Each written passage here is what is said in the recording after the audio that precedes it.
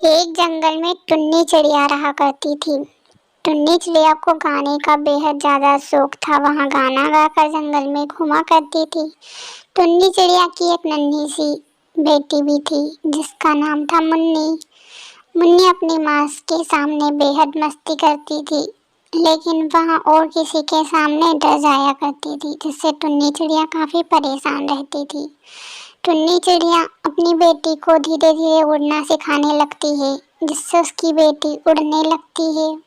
एक दिन की बात है जब टुन्नी चिड़िया अपनी बेटी को तालाब में ले जाती है, लेकिन टुन्नी चिड़िया की बेटी मुन्नी चिड़िया बहुत डर जाती है, जिससे टुन्नी चिड़िया और परेशान हो जाती है।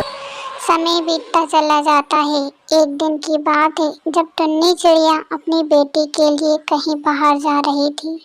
वहाँ चाहती थी कि उसकी बेटी किसी से डरे ना, लेकिन अचानक से वहीं पर एक किसान आ जाता है। किसान चिड़ियों को मारकर उसका मांस खाया करता था। उसे टुन्नी चिड़िया की बेटी मुन्नी चिड़िया दिखाई देती है, जिससे किसान के मन में लालच आ जाता है।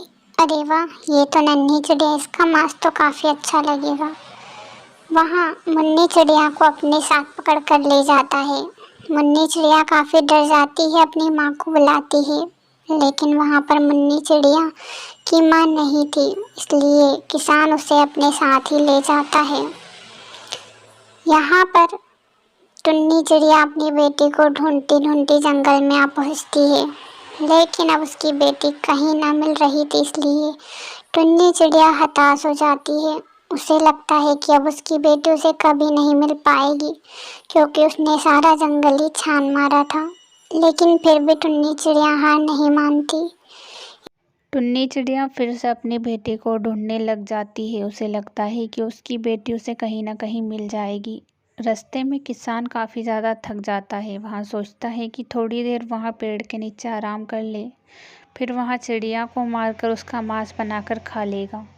किसान कहता है, अरे वाह, ये पेड़ तो बेहद ही अच्छा है, इसकी छाँव में बैठ जाता हूँ, कुछ देर आराम कर लेता हूँ, वैसे भी मुझे अभी भूख नहीं है।